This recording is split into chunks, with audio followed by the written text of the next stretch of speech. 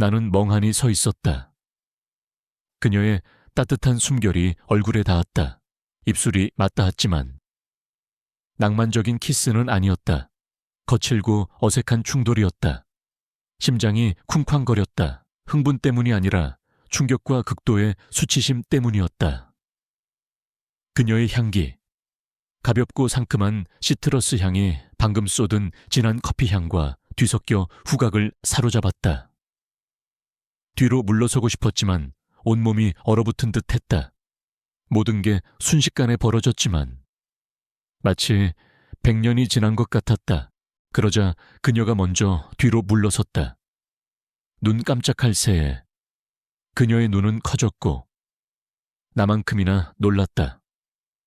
얼굴이 붉어졌고 창백한 뺨에 커피 자국이 남았다. 그녀가 들고 있던 서류들이 바닥에 떨어졌다. 우리는 둘 다 말없이 텅 빈 복도에서 마주 서 있었다. 커다란 창문으로 쏟아지는 밝은 아침 햇살 아래 첫 출근 날이었고 나는 회사 CEO에게 커피를 쏟았다.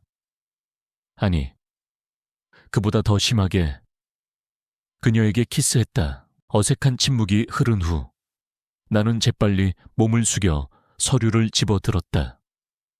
죄송해요.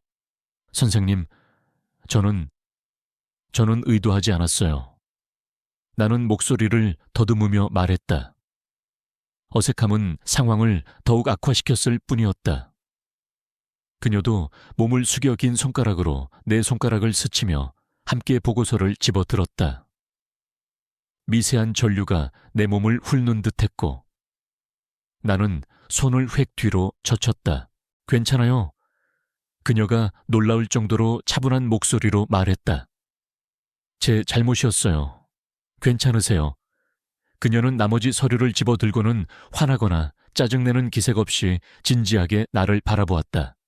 그저 호기심 어린 눈빛이었다. 저 괜찮아요. 나는 여전히 정신을 차리지 못한 채 대답했다.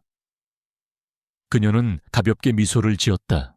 덧없는 미소였지만 깊은 인상을 남겼다. 마치 놀라움과 어려움에 익숙한 듯 슬픈 미소였다. 그럼 저 먼저 갈게요. 그녀는 말하고는 돌아서서 걸어갔다. 그녀의 가느다란 등이 복도 저편으로 사라지고 나는 깨진 커피잔과 아직 남아있는 수치심과 함께 홀로 남았다. 나는 오랫동안 그 자리에 서서 마음을 진정시키려 애썼다. 모든 것이 여전히 꿈만 같았다. 나처럼 예순이 다 되어가는 전직문학 교수가 이런 기이한 광경을 만들어냈다는 게 믿기지 않았다. 내 삶은 너무나 평화로웠다. 아내 미숙은 3년 전 중병으로 세상을 떠났다. 병은 아내를 지치게 했고 내 삶 또한 아사 같다. 미숙은 내 인생의 동반자이자 속마음을 털어놓는 친구이자 유일한 버팀목이었다.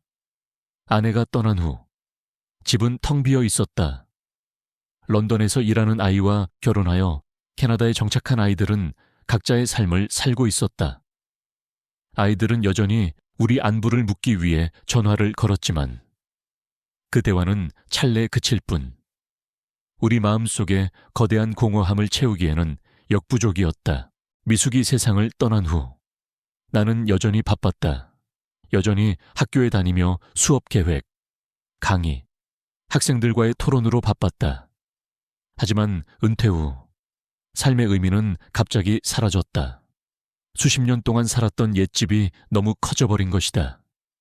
그녀가 독서를 즐겨하던 안락의자부터 정성껏 가꾸었던 화분까지 모든 물건은 고통스러운 기억을 불러일으켰다. 나는 내 집안의 유령이 되었다. 하루하루는 지루하게 흘러갔다. 허겁지겁 먹고 옛날 영화를 보고 외로움에 푹 빠져 지냈다. 친구들도 같이 놀자고 했지만 나는 항상 거절했다. 짐이 되고 싶지 않았다. 고통에 대해 이야기하는 것도 두려웠고 공허한 위로의 말을 듣는 것도 두려웠다. 내 외로움은 술자리로는 해결될 수 없었다. 오히려 아무도 이해할 수 없는 내 영혼의 공허함이었다. 어느 날, 한 회사 도서관에서 파트타임 직원을 구한다는 공고를 봤다. 책을 좋아하고 서류 정리를 잘하는 은퇴자를 구한다는 것이었다. 돈이 필요해서가 아니라 변화를 갈망했기에 지원하기로 했다. 외로움의 껍질에서, 고통의 벽에서 벗어나고 싶었다. 비록 작은 일이었지만 세상과의 작은 연결고리를 약속하는 일이었다. 그리고 드디어 취직했습니다. 첫날, 일찍 일어나 오랫동안 입지 않던 정장을 입고 면도를 꼼꼼히 한 후 회사에 갔습니다. 서울 한복판에 위치한 유리와 철골로 된 고층 빌딩이었습니다. 건물 전체가 젊고 역동적인 에너지를 발산하고 있었는데 느릿느릿 움직이는 저와는 정반대였습니다. 마치 현대전장에서 길을 잃은 노병처럼 길을 잃은 기분이었습니다. 도서관으로 가는 길을 찾으려 애썼지만 너무 헷갈려서 길을 잘못 들었습니다. 휴대폰 지도를 헤매고 있는데 어디선가 여자애가 뛰쳐나왔습니다. 우아한 정장을 입고 긴 머리를 깔끔하게 묶은 채 손에 서류 뭉치를 들고 있었습니다. 저는 반응할 틈도 없이 서로 부딪혔고 이상한 일들이 벌어졌습니다. 제 손에 들린 커피잔과 그녀의 서류 뭉치, 그리고 우리 둘 다 쓰러졌습니다. 내 인생에서 최악의 하루가 될 것 같았습니다. 마치 제가 그 충격적인 사건 이후 며칠 동안 나는 회사에 가는 것이 두려웠다. 엘리베이터 문이 열릴 때마다, 복도를 걸어갈 때마다 혹시라도 그 젊은 CEO와 마주치게 될까봐 심장이 쿵쾅거렸다. 나는 내 존재를 투명하게 만들고 싶었다. 아무도 나를 보지 않고 내가 그저 오래된 책 냄새를 풍기는 투명한 유령처럼 조용히 사라지기를 바랐다.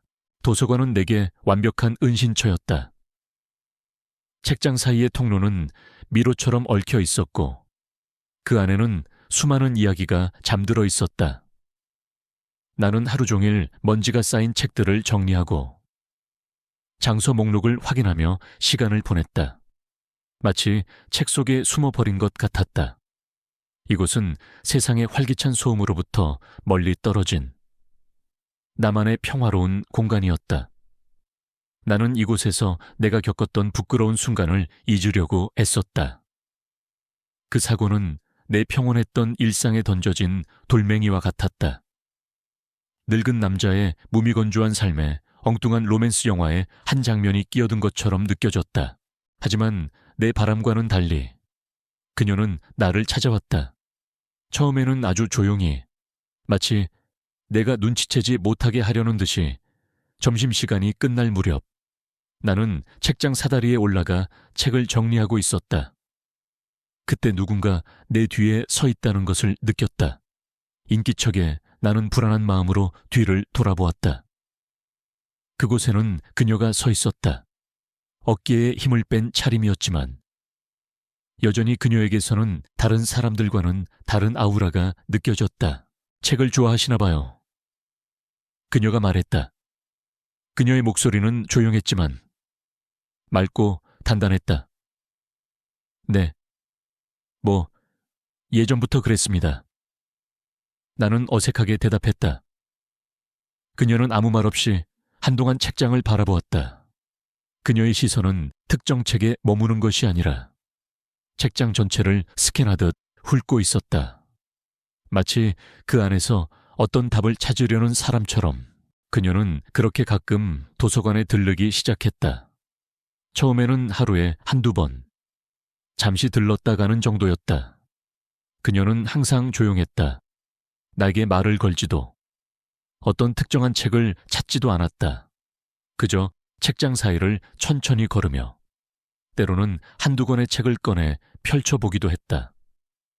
그녀가 걷는 모습은 마치 세상의 모든 짐을 짊어진 사람처럼 보였다. 젊고 화려한 성공 뒤에 숨겨진 무거운 그림자를 나는 직감적으로 느낄 수 있었다. 나는 그녀의 방문에 점점 익숙해졌다. 그녀는 나의 조용한 일상에 들어온 작은 소음과 같았다. 거슬리지 않았고 오히려 나는 그녀의 존재를 기다리는 나 자신을 발견하고 놀라곤 했다. 그녀가 올 때마다 나는 왠지 모르게 긴장했다. 그녀의 시선이 나의 서가 정리 작업을 훑을 때마다 나는 좀 더 완벽하게 보이려 애썼다. 나는 그녀의 관심이 그저 일시적인 호기심일 뿐이라고 생각했다.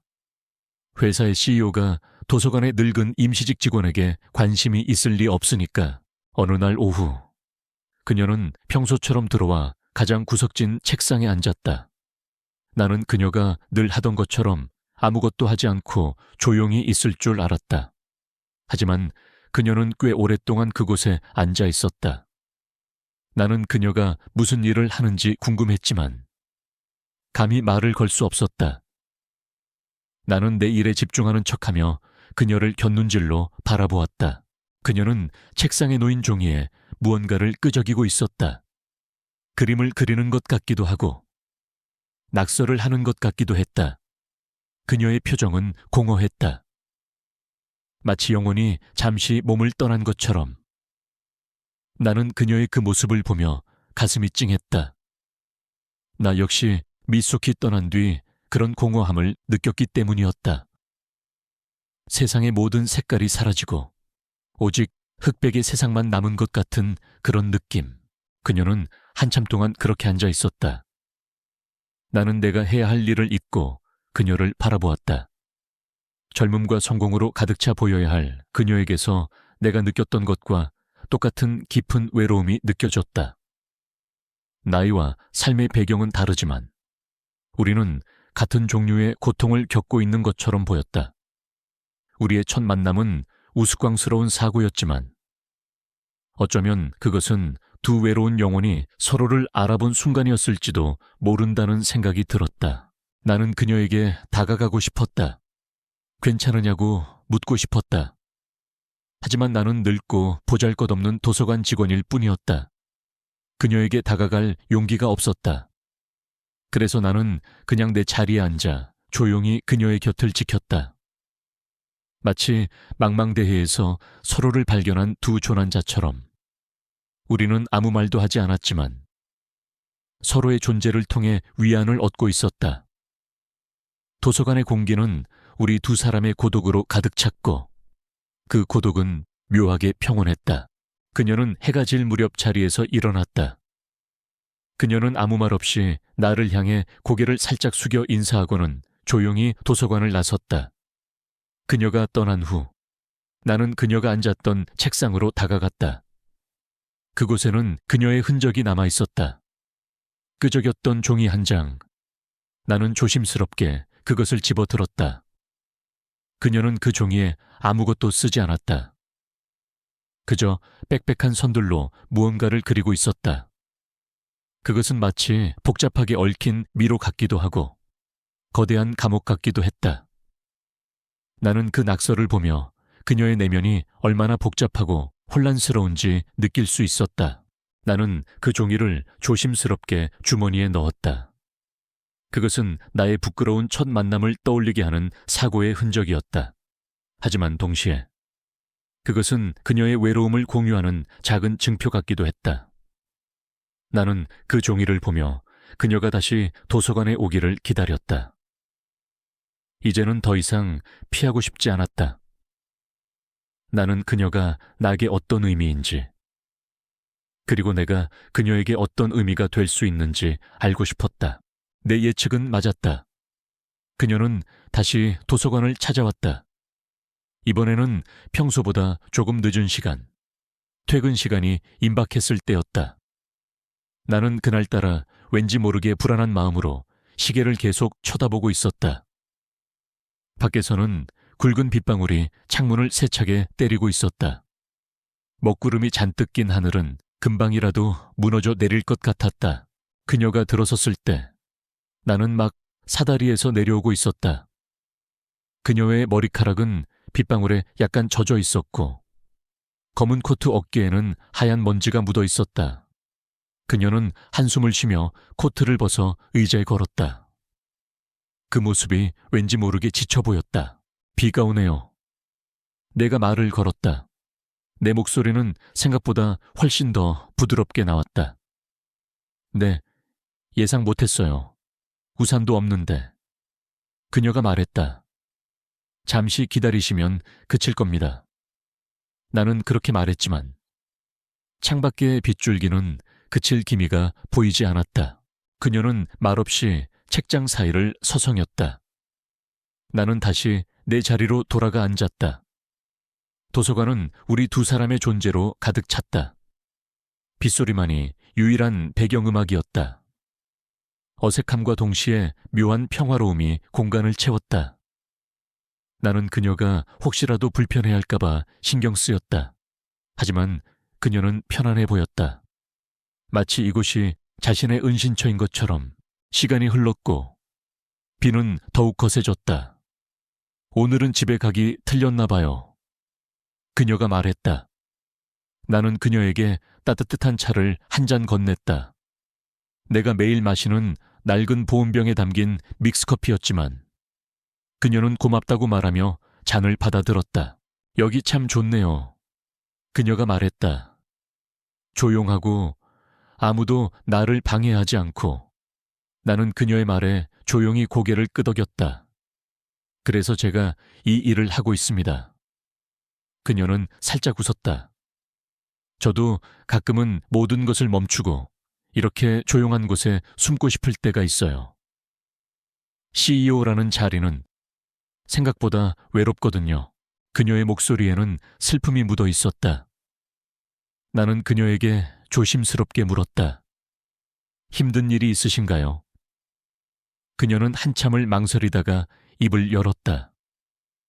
어릴 적에 부모님을 잃었어요. 그래서 어릴 때부터 저를 후견인 가족들이 돌봐주셨는데 그분들은 제가 이뤄낸 모든 것을 그저 자신들의 공으로만 생각하세요. 제 성공이 곧 그분들의 성공인 거죠. 저는 그저 그분들의 자랑거리, 잘 만들어진 상품일 뿐이에요.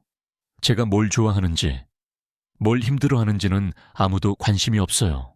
나는 그녀의 이야기를 들으며 가슴이 먹먹해졌다.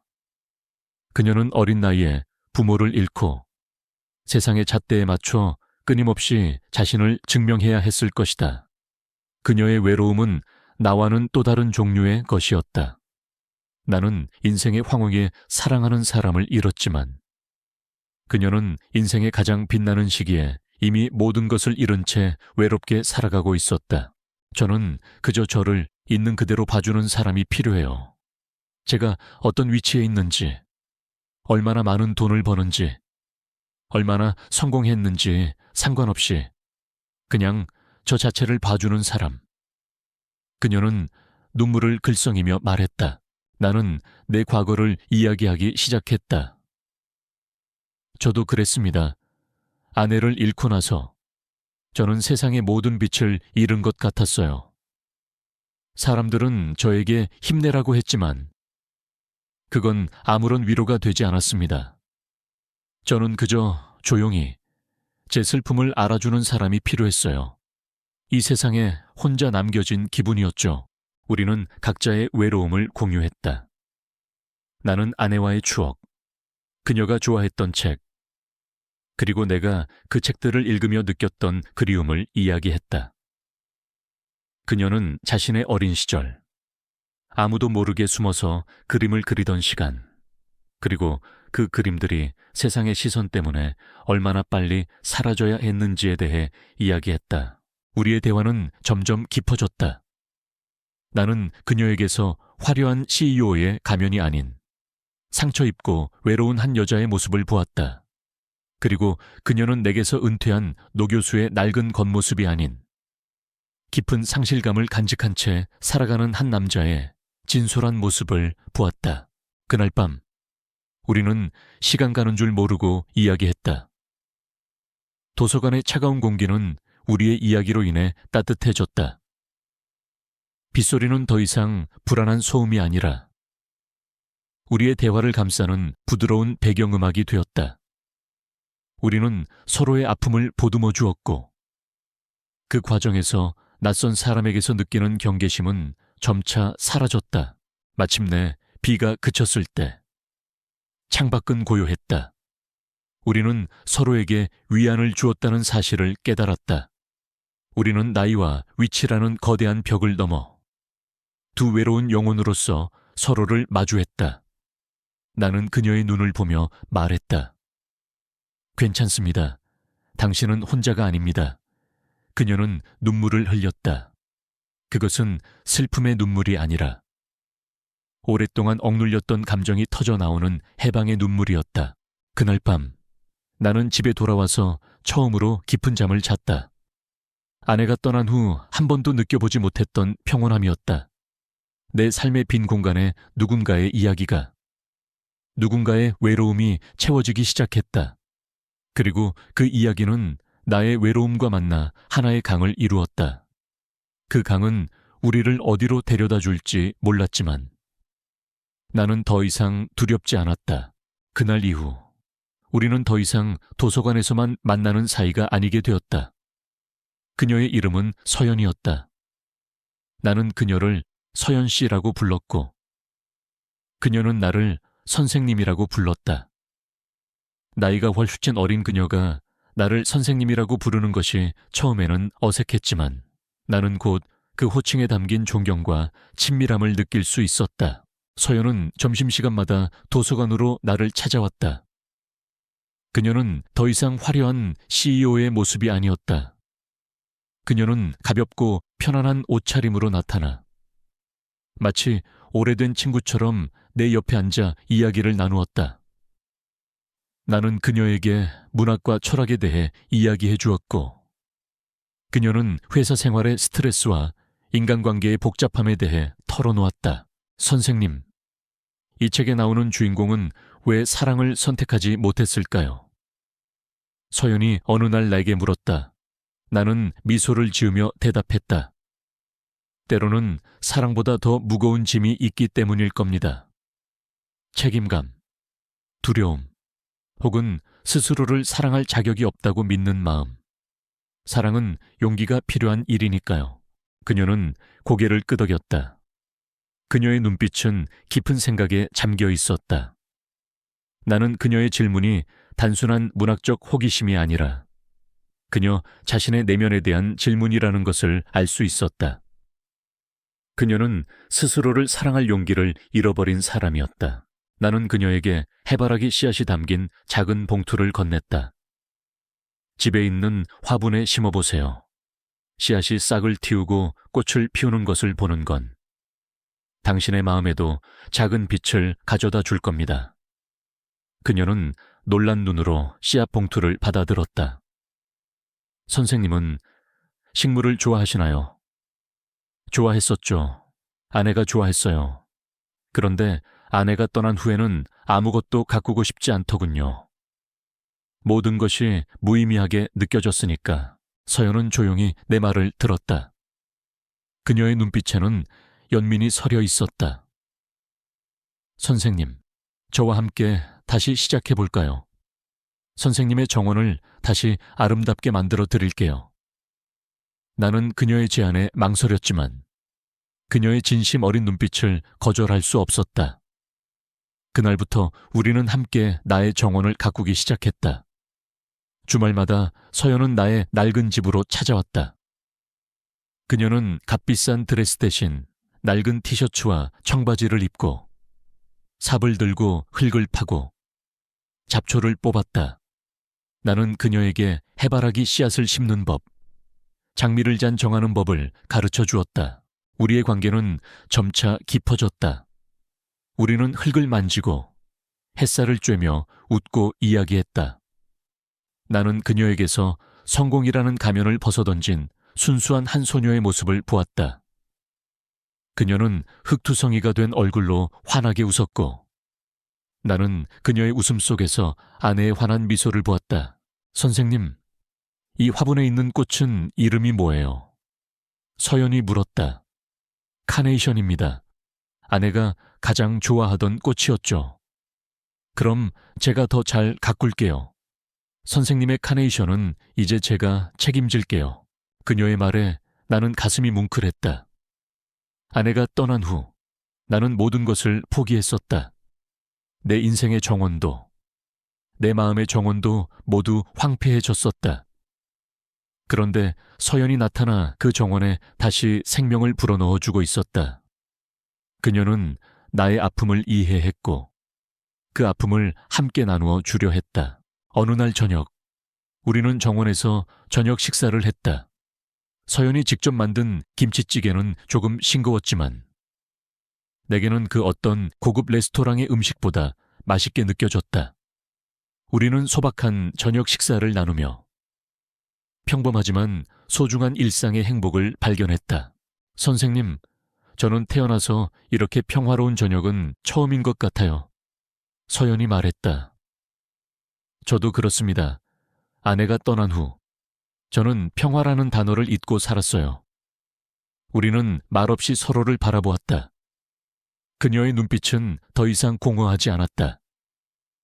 그 속에는 따뜻한 빛이 가득 차 있었다. 나는 그녀에게서 구원받고 있었다. 그녀는 나의 다친 마음을 열어주었고 내가 잊고 살았던 삶의 작은 기쁨들을 다시 느끼게 해주었다. 그녀의 존재는 나의 잿빛 인생에 색깔을 입히기 시작했다. 하지만 나는 동시에 두려웠다. 우리의 관계가 단순한 친구를 넘어선다는 것을 나는 직감하고 있었다. 나이 차이, 사회적 위치, 세상의 시선이 우리를 향할 때 이 평화가 깨져버릴까봐 두려웠다. 하지만 나는 이 따뜻함을 포기할 수 없었다. 나는 그녀의 존재가 주는 위안과 행복에 이미 깊이 빠져들고 있었다. 우리는 서로에게 필요한 존재가 되어가고 있었다. 그녀는 나의 늙고 외로운 삶에 활력을 불어넣어 주었고 나는 그녀의 상처 입은 영혼을 보듬어 주었다. 우리는 함께 정원을 가꾸며 잃어버린 삶의 의미를 다시 찾아가고 있었다. 나는 우리가 함께 보내는 시간이 점점 더 많아지고 있다는 것을 깨달았다. 정원을 가꾸는 시간은 물론이고 퇴근 후에는 함께 저녁 식사를 하고 영화를 보기도 했다. 우리의 관계는 더 이상 단순한 동료나 선생님과 제자의 관계가 아니었다. 그것은 설명하기 힘든 미묘하고도 깊은 감정이었다. 어느 날 저녁, 서연이 나를 고급스러운 레스토랑으로 초대했다. 그녀는 평소와는 다르게 화려한 드레스를 입고 있었고 나는 오랜만에 양복을 꺼내 입었다. 우리는 마주 앉았지만 왠지 모르게 어색한 기류가 흘렀다. 평소의 편안함은 사라지고 우리는 서로의 겉모습만을 바라보고 있는 것 같았다. 오늘은 제 진짜 모습을 보여드리고 싶었어요. 선생님이 보시는 저는 항상 흙투성이이고 회사에서는 아무것도 모르는 척하는 그런 모습만 보셨으니까요. 서연이 말했다. 나는 고개를 저었다. 아니요. 서연 씨, 저는 당신의 어떤 모습이든 모두 좋습니다. 당신이 흙투성이가 되었을 때 당신의 마음이 얼마나 아름다운지 보았으니까요. 우리의 대화는 잠시 멈췄다. 그때 그녀가 조심스럽게 입을 열었다. 선생님, 저 선생님을 좋아해요. 나는 심장이 쿵 하고 내려앉는 것을 느꼈다. 나는 그녀가 내게 어떤 감정을 가지고 있는지 짐작하고 있었지만 막상 그녀의 입을 통해 직접 들으니 온몸의 피가 차갑게 식는 것 같았다. 나는 두려웠다. 우리의 나이 차이, 세상의 시선, 그리고 나 자신의 낡고 병든 영혼. 서연 씨, 나는 말을 잇지 못했다. 알아요. 선생님, 제가 너무 성급했다는 거. 하지만 저는 이 감정을 숨길 수가 없어요. 선생님과 함께 있으면 저는 저 자신이 돼요. 성공이나 돈, 위치 같은 것들에 얽매이지 않는 진짜 저를 느낄 수 있어요. 선생님은 저에게 그런 존재예요. 제가 잊고 살았던 저의 일부를 다시 찾아주셨어요. 그녀의 눈에는 진심이 가득했다. 나는 그녀의 진심을 보았고 내 마음속에서 오랫동안 잠들어 있던 감정이 깨어나는 것을 느꼈다. 그것은 사랑이었다. 그러나 나는 이 감정을 받아들일 용기가 없었다. 서연 씨, 저는 당신에게 어울리지 않는 사람입니다. 저는 이미 늙었고 인생의 절반 이상을 지나온 사람이에요. 당신은 아직 젊고 앞으로 갈 길이 훨씬 많은 사람입니다. 세상 사람들은 우리를 이해하지 못할 겁니다. 그들은 우리를 손가락질하고 비난할 겁니다. 나는 나의 두려움을 솔직하게 털어놓았다. 나는 그녀를 보호하고 싶었고 동시에 나 자신을 보호하고 싶었다. 내가 그녀의 빛나는 미래에 걸림돌이 될까봐 두려웠다. 서연은 나의 손을 잡았다.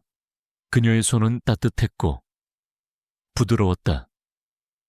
선생님, 세상 사람들의 시선은 중요하지 않아요. 중요한 건 우리 마음이잖아요. 저는 선생님을 필요로 해요.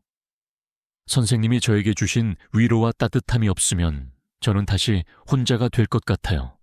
제가 외로울 때마다. 선생님이 저를 안아주시면 안 될까요?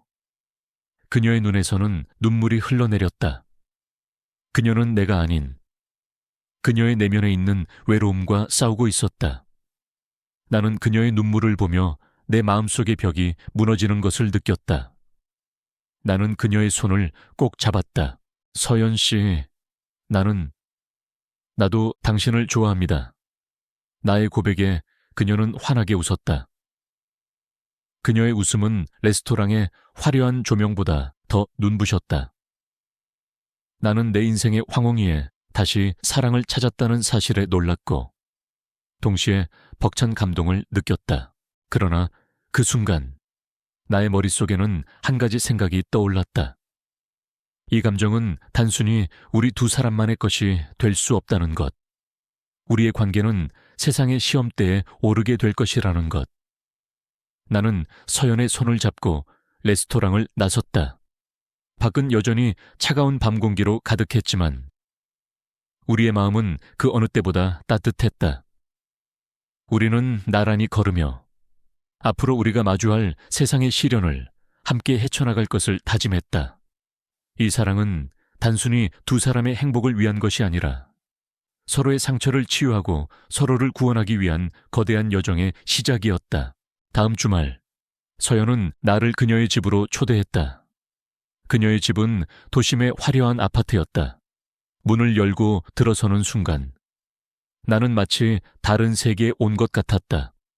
모든 것이 깔끔하고 세련되었지만 동시에 차갑고 텅 비어 있었다. 마치 잘 꾸며진 호텔처럼. 그곳에는 삶의 흔적이나 따뜻한 온기가 느껴지지 않았다. 거실에는 서연의 후견인 가족들이 모여 있었다. 그녀의 후견인은 부유한 사업가 부부였다. 그들은 나를 훑어보며 미소를 지었지만 그 미소 뒤에는 날카로운 평가의 시선이 숨겨져 있었다. 우리 서연이와는 어떻게 아는 사이세요? 회사 도서관에 계신다고 들었는데. 후견인 아주머니가 말했다. 그녀의 목소리는 부드러웠지만 그 속에는 경계심이 가득했다.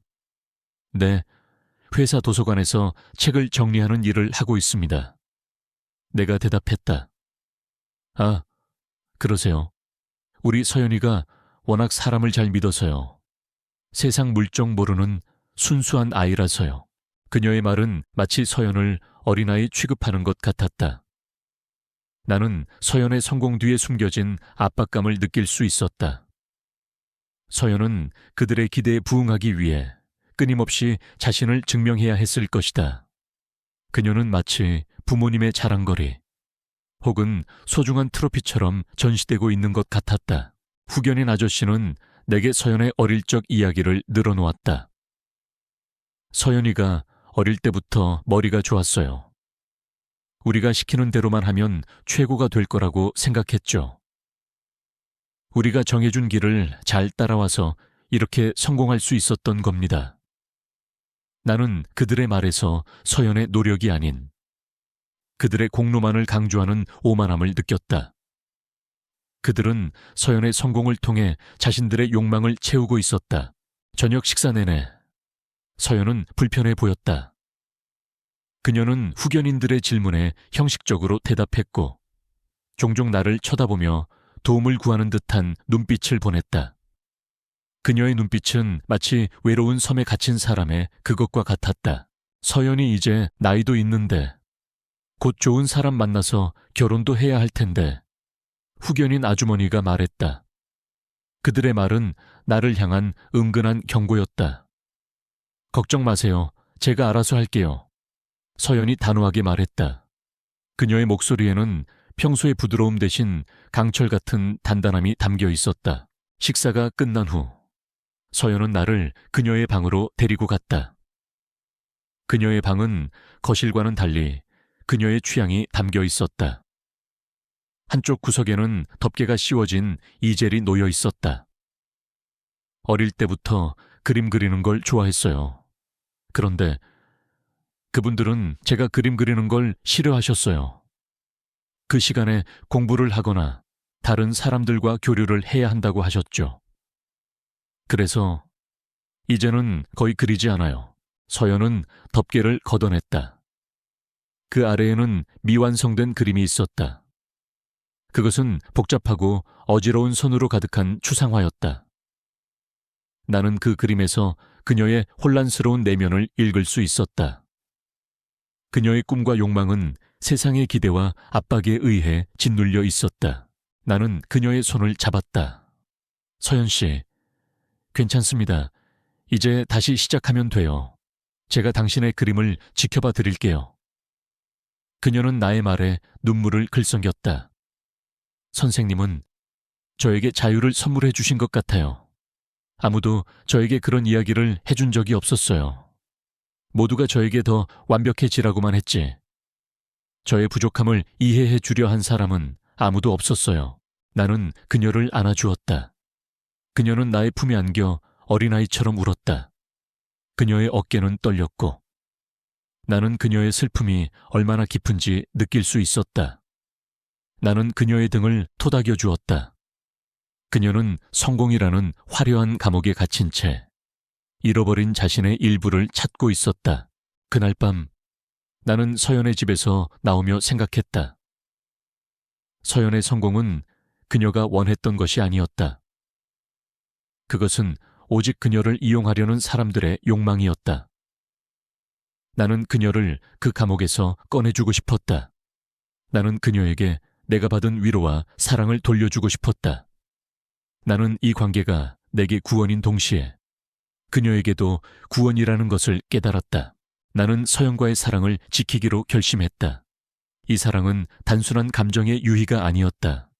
그것은 한 사람의 인생을, 그리고 두 사람의 인생을 구원하기 위한 고귀한 여정이었다.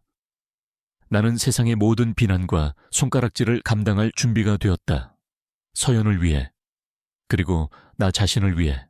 우리의 관계는 비밀이었다. 우리는 회사에서는 서로를 모르는 척했고 퇴근 후나 주말에만 만났다. 나는 그 비밀이 언젠가는 드러날 것이라는 것을 알고 있었지만 이 소중한 시간을 잃고 싶지 않았다. 하지만 세상의 눈은 생각보다 날카로웠다. 어느 날 내 조카가 나를 찾아왔다. 조카는 내 아내가 살아있을 때부터 나를 잘 따랐고 나는 조카를 친아들처럼 아꼈다. 조카는 내게서 서연과의 관계에 대해 물었다. 삼촌, 요즘 젊은 여자랑 같이 다닌다는 소문이 있던데요. 혹시 서연이라는 분인가요? 저희 회사 소식통이 꽤 빨라서요. 조카는 미소를 지었지만 그의 눈빛은 날카로웠다. 나는 당황했다. 아니, 무슨 소리냐? 그냥 회사 동료일 뿐이다. 삼촌, 솔직하게 말씀해 주세요. 삼촌이 그분과 사귄다는 소문이 파다해요. 그런데 그분이 저희 회사 CEO라는 사실. 알고 계세요. 사람들은 삼촌이 돈을 보고 접근했다고 수군거려요. 삼촌, 평생 쌓아온 명예에 먹칠을 하고 싶으신 거예요. 조카의 말은 칼날처럼 내 가슴에 박혔다. 나는 그의 눈을 똑바로 쳐다볼 수 없었다. 나는 그가 나를 걱정해서 하는 말이라는 것을 알았지만 동시에 그의 말에는 세상의 편견과 비난이 고스란히 담겨 있었다. 나는 이 관계가 나 혼자만의 문제가 아니라는 것을 다시 한번 깨달았다. 나의 행동이 내 주변 사람들에게까지 상처를 줄 수 있다는 것을. 같은 시각 서연 역시 시련을 겪고 있었다. 그녀의 후견인 가족들은 우리의 관계를 알아챘고 서연을 찾아와 격렬하게 비난했다. 서연아, 너 지금 무슨 짓을 하고 다니는 거야? 그 늙은 남자랑 대체 무슨 관계야? 후견인 아주머니가 소리를 질렀다. 사람들한테 무슨 소리를 들었는지 알아. 우리 집안 망신 다 시킬 일 있어. 네가 이렇게 철없이 굴면 사람들이 뭐라고 하겠어. 네가 이룬 모든 게 다 가짜라고 생각할 거 아니야. 후견인 아저씨도 가세했다. 서연아, 우리가 너를 어떻게 키웠는데, 너의 성공을 위해 우리가 얼마나 노력했는데 감히 그 늙은 남자 따위가 너의 앞길을 막게 할 수는 없어. 당장 헤어져. 안 그러면 네가 이룬 모든 것을 잃게 될 거야. 그들은 서연의 감정을 존중해 주지 않았다. 그들은 서연을 자신들의 소유물처럼 여겼고 우리의 관계를 자신들의 명예에 대한 위협으로 간주했다. 그들은 우리의 사랑이 아닌 돈과 명예에 대한 이야기만 늘어놓았다. 서연은 내게 전화를 걸어 울먹였다. 선생님, 저 너무 힘들어요. 모두가 저를 비난해요.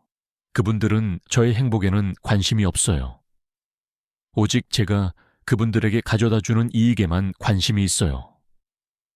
제가 이룬 모든 것이 그분들 손에 좌지우지된다는 사실이 너무나 비참해요. 나는 그녀의 목소리를 들으며 분노했다. 그들은 서연의 내면을 갉아먹고 있었다. 나는 그녀에게 힘을 주어야 한다고 생각했다.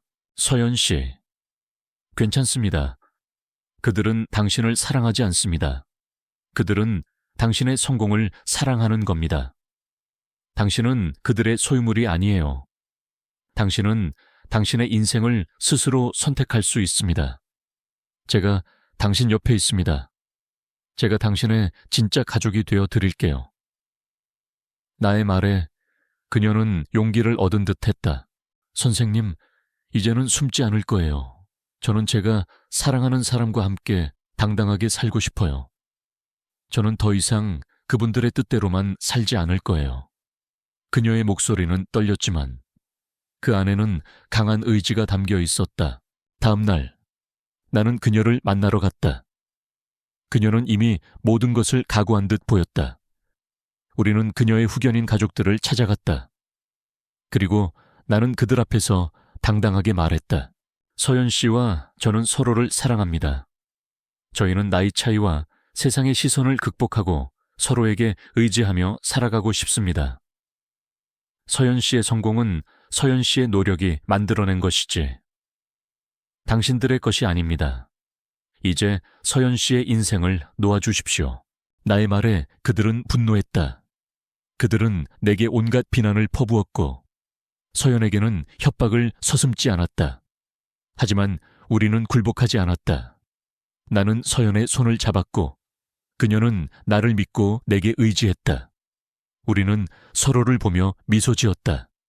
그들의 비난은 더 이상 우리에게 상처를 주지 못했다. 우리는 이미 더 큰 사랑과 용기로 무장했기 때문이었다.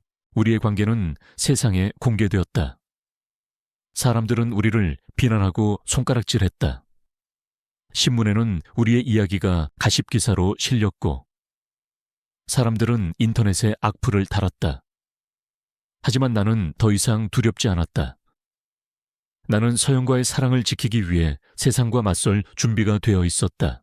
이것은 단순한 사랑 이야기가 아니었다. 이것은 한 사람의 인생을 되찾고 한 사람의 영혼을 구원하는 이야기였다. 우리는 함께 이 싸움을 헤쳐나갈 것이다. 그리고 마침내 우리는 진정한 자유와 행복을 찾게 될 것이다. 세상의 비난과 가족들의 반대가 쏟아지는 순간 서연은 흔들리는 것 같았다. 그녀는 오랫동안 억눌려온 상처와 싸워왔고 이제는 사랑이라는 이름으로 또 다른 시련을 마주해야 했다. 나는 그녀의 손을 놓지 않았다. 오히려 더욱 단단히 잡았다. 나의 손을 통해 나의 용기가 그녀에게 전달되기를 바랐다. 선생님, 제가 정말 이래도 될까요? 제가 선생님의 명예를 실추시키고 있는 건 아닌지. 제 가족들이 맞서 싸우는 게 너무 무서워요. 서연이 떨리는 목소리로 말했다. 나는 그녀의 눈을 똑바로 쳐다보며 말했다. 서연 씨, 당신은 아무것도 잘못한 게 없어요. 명예는 남이 주는 것이 아니라 스스로 지키는 것입니다. 내가 내 마음을 속이지 않고 당신을 사랑하는 것, 그것이 진정한 명예예요. 그리고 당신의 가족은 당신을 소유물로 여길 뿐입니다. 그들에게 맞서야 당신의 인생을 되찾을 수 있어요. 나의 말은 그녀에게 용기가 되었다. 서연은 고개를 끄덕였다. 그녀의 눈빛은 더 이상 불안에 흔들리지 않았다. 그곳에는 단단한 결심이 서려 있었다. 그녀는 후견인 가족들을 다시 찾아갔다. 이번에는 내가 동행했다. 후견인들은 우리가 함께 온 것을 보고 더욱 분노했다. 네가 이 늙은이 때문에 이렇게 망가진 거야, 서연아. 정신 차려. 너의 인생이 얼마나 소중한데. 이렇게 허비할 수 없어. 후견인 아주머니가 소리를 질렀다. 나는 그들을 향해 말했다. 서연 씨는 망가지지 않았습니다. 오히려 서연 씨는 당신들의 욕심 때문에 망가져가고 있었습니다. 당신들은 서연 씨를 사랑한 게 아닙니다. 당신들은 그저 서연 씨의 성공을 통해 자신들의 허영심을 채웠을 뿐이죠.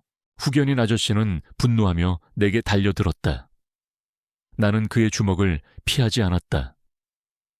서연은 놀라 내 앞을 가로막았다. 그만하세요. 제가 사랑하는 사람에게 함부로 하지 마세요. 서연의 목소리는 단호했다. 그녀의 외침은 그들을 멈추게 했다.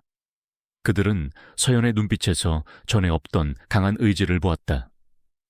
그들은 서연이 더 이상 그들의 통제 아래 있지 않다는 것을 깨달았다. 서연은 숨죽여 울먹이던 어린 소녀가 아니었다. 그녀는 자신의 인생을 스스로 선택하고 책임질 줄 아는 당당한 여성이었다. 그녀는 그들에게 말했다. 저는 더 이상 당신들의 뜻대로 살지 않을 거예요. 저는 제가 원하는 삶을 살 거예요. 제가 원할 때 그림을 그리고 제가 원하는 사람을 사랑할 거예요. 제가 이룬 모든 것은 제 노력의 결과이지 당신들의 것이 아니에요. 이제 저를 놓아주세요. 서연의 말에 그들은 할 말을 잃었다. 그들은 서연의 당당한 모습에 경악했고 동시에 자신들의 힘이 더 이상 통하지 않는다는 사실에 절망했다. 그들은 비난과 욕설을 퍼붓고는 자리를 떠났다. 그들의 뒷모습은 오만함 대신 초라함이 가득했다. 우리는 그들의 집을 나와 거리를 걸었다. 밤하늘에는 별들이 빛나고 있었다. 서연은 나의 손을 잡고 눈물을 흘렸다. 그것은 슬픔의 눈물이 아니었다. 그것은 해방과 자유의 눈물이었다.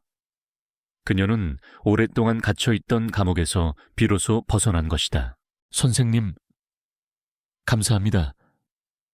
선생님이 아니었다면 저는 평생 그곳에서 빠져나오지 못했을 거예요. 저에게 용기를 주셔서 감사합니다. 나는 그녀를 안아주었다. 아니요. 서연 씨, 당신은 이미 용기를 가지고 있었어요. 나는 그저 당신의 용기가 빛을 발할 수 있도록 옆에서 지켜봐 준 것뿐입니다.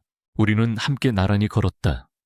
우리를 향한 세상의 시선은 여전히 차가웠다.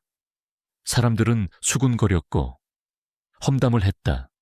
하지만 우리는 더 이상 두렵지 않았다.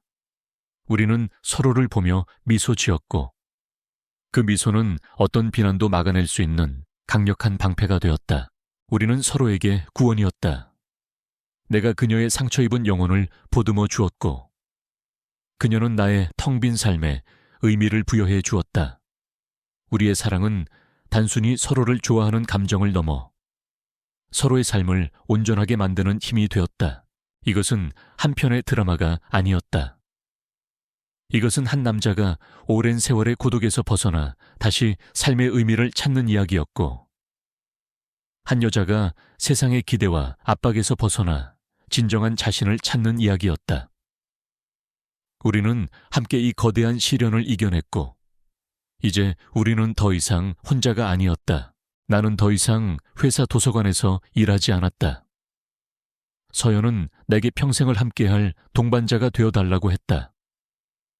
그리고 나는 그녀의 제안을 받아들였다. 우리는 세상의 비난과 가족들의 반대를 뒤로하고 우리만의 조용한 삶을 시작했다. 가장 먼저 한 일은 나의 집을 수리하는 것이었다. 서연은 나의 낡은 집을 고치고 꾸미는 것을 즐거워했다. 우리는 함께 낡은 가구를 새로 칠하고 벽지를 바르고 창문을 닦았다. 그녀는 화려한 CEO의 모습이 아닌 사랑하는 사람을 위해 집을 가꾸는 평범한 여자였다. 우리는 함께 정원을 다시 가꾸었다. 예전에 내가 혼자서 망설이던 일들을 이제는 서연과 함께 즐겁게 해나갔다. 나는 그녀에게 식물의 이름을 가르쳐 주었고 그녀는 내게 꽃을 심는 법을 배웠다. 황폐했던 정원에는 다시 생명이 싹트기 시작했다. 해바라기는 햇살을 향해 고개를 들었고 카네이션은 붉은 꽃을 피웠다. 그 꽃들은 마치 우리의 사랑을 증명하는 듯 보였다. 우리는 매일 밤 서로의 이야기를 나누었다. 나는 그녀에게 내가 겪었던 인생의 고뇌와 슬픔을 이야기했고 그녀는 내게 그녀의 어린 시절, 홀로 싸워야 했던 외로움에 대해 이야기했다. 우리는 서로의 상처를 보듬어 주었고 그 과정에서 우리의 마음은 더욱 단단해졌다. 선생님, 제가 가장 무서워했던 건 저를 사랑해 줄 사람이 아무도 없다는 거였어요. 서연이 말했다. 아니요, 서연 씨, 당신은 혼자가 아니었습니다.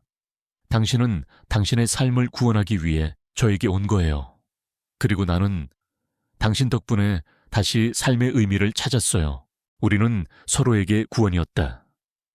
나는 그녀에게 잃어버린 가족의 따뜻함을 주었고 그녀는 내게 잃어버린 삶의 활기를 되찾아 주었다.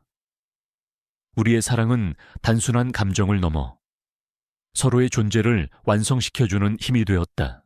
어느 날 서연은 내게 나의 아들, 딸과 연락해 볼 것을 권했다. 나는 망설였다. 내가 그들에게 짐이 될까봐 두려웠다.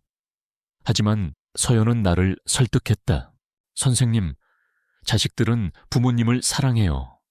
그들은 선생님이 혼자 계시는 것을 가장 힘들어할 거예요. 선생님의 행복을 보여주세요. 그게 자식들에게 줄 수 있는 가장 큰 선물이에요.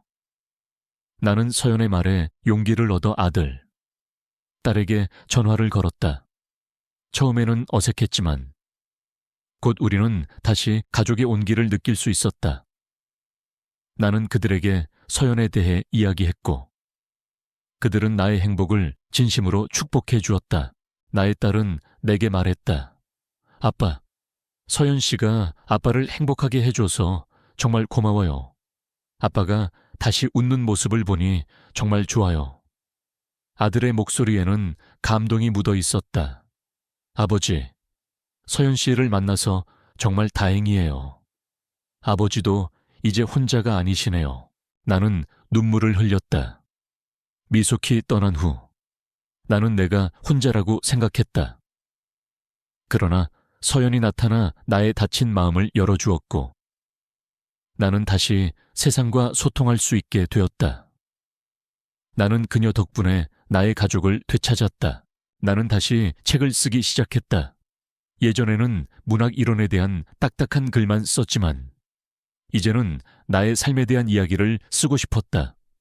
나는 서연과의 만남, 우리의 사랑, 그리고 우리가 함께 극복한 시련에 대해 썼다. 나의 이야기는 단순한 회고록이 아니라 삶의 희망과 사랑에 대한 창하였다. 우리는 함께 요리를 하고 산책을 하고 책을 읽었다. 우리는 소박하지만 진정한 행복을 찾았다. 서연은 더 이상 사회의 기대에 억눌린 CEO가 아니었고 나는 더 이상 외로운 노교수가 아니었다. 우리는 그저 사랑하는 두 사람이었다. 우리의 사랑은 세상의 모든 편견을 이겨낸 기적이었다. 그것은 나이의 장벽, 사회적 지위의 차이를 넘어선 진정한 마음의 만남이었다. 나는 서연의 손을 잡고 행복하게 미소 지었다. 나의 삶은 이제 완전히 달라졌다. 나는 다시 살아났다. 우리의 이야기는 특별할 것 없는 일상으로 돌아왔다. 하지만 그 특별할 것 없는 일상이야말로 우리가 그토록 바라던 평화이자 행복이었다. 더 이상 세상의 시선을 의식하며 숨어 지낼 필요도, 가짜 삶의 가면을 써야 할 필요도 없었다. 우리는 그저 우리로서 존재했다. 매일 아침 나는 서연을 위해 커피를 내리고 그녀는 나를 위해 아침 식사를 준비했다. 커피 향과 함께 그녀가 만들어주는 따뜻한 죽을 먹으며 우리는 하루를 시작했다. 나는 더 이상 외로운 아침을 맞이하지 않았다. 그녀의 존재는 나의 낡은 집을 따스한 온기로 채워주었다. 오후에는 함께 정원을 가꾸었다. 황폐했던 정원은 이제 우리의 사랑으로 가득 찼다. 내가 심은 해바라기는 하늘을 향해 당당하게 고개를 들고 있었고 서연이 가꾼 카네이션은 붉고 탐스럽게 피어 있었다. 우리는 정원의 작은 의자에 나란히 앉아 책을 읽고 커피를 마시며 이야기를 나누었다. 선생님, 이 책에 나오는 주인공처럼 우리도 다시 시작할 수 있을까요? 서연이 물었다. 나는 그녀의 손을 잡았다. 우리는 이미 다시 시작하고 있어요. 서연 씨, 이 정원처럼 우리의 삶도 다시 피어나고 있어요. 우리의 사랑은 화려한 불꽃이 아니었다. 그것은 오랫동안 꺼져 있던 두 영혼의 불씨가 다시 만나 조용히 타오르는 모닥불과 같았다. 거세게 타오르지는 않았지만 따뜻하고 안정적이었다. 우리는 서로의 천을 느끼며 차가운 세상을 버텨낼 힘을 얻었다. 나는 가끔 그녀의 그림을 보았다. 예전에 복잡하고 혼란스러웠던 추상화는 사라지고 그 자리에 나의 낡은 집, 정원의 꽃들, 그리고 웃고 있는 우리의 모습이 담긴 그림이 걸려 있었다. 그녀의 그림은 더 이상 그녀의 내면의 갈등을 표현하는 것이 아니라 그녀가 찾은 평화와 행복을 이야기하고 있었다. 그녀의 영혼은 치유되었고 그녀의 그림은 그 치유의 흔적을 담고 있었다. 우리는 함께 나이가 들어갔다. 나의 흰 머리카락은 더 많아졌고 그녀의 얼굴에도 세월의 흔적이 조금씩 보이기 시작했다. 하지만 우리는 서로의 변화를 두려워하지 않았다. 우리의 사랑은 외면의 아름다움이 아닌 내면의 깊이와 진실함에 기반했기 때문이었다. 나는 서연과의 사랑을 내 인생의 가장 위대한 작품이라고 생각했다. 나는 수많은 책을 읽고 학생들에게 문학을 가르쳤지만 진정한 삶의 의미는 그녀를 통해 배웠다. 그녀는 내게 사랑이 단순히 감정의 유의가 아니라 서로의 삶을 구원하고 서로를 온전하게 만드는 힘이라는 것을 깨닫게 해주었다. 어느 늦은 오후 우리는 함께 정원을 거닐었다. 석양이 붉게 물든 하늘 아래 우리의 그림자는 길게 드리워졌다. 나는 그녀의 손을 잡고 나의 어깨에 기대어 앉았다. 우리의 실루엣은 마치 한 폭의 아름다운 그림 같았다. 나는 그녀에게 말했다. 서연 씨, 나의 삶은 당신을 만나기 전과 후로 나뉩니다. 당신을 만나기 전에 나는 그저 그림자였습니다. 하지만 당신을 만나고 나서 나는 비로소 빛을 찾았어요. 고맙습니다. 나의 삶에 다시 빛을 가져다 주어서. 서연은 나의 손을 잡고 미소 지었다. 그녀의 눈빛은 따뜻했고 그 속에는 우리가 함께 만들어낸 모든 추억이 담겨 있었다. 우리는 더 이상 혼자가 아니었다. 우리는 서로의 일부가 되었고 우리의 사랑은 세상의 어떤 어려움도 이겨낼 수 있는 견고한 성벽이 되었다. 우리는 평생을 함께할 것이다. 우리는 서로의 곁에서 조용히 그리고 단단하게 행복을 만들어갈 것이다. 이 사랑은 우리의 삶을 구원했고 우리에게 진정한 평화를 선물했다.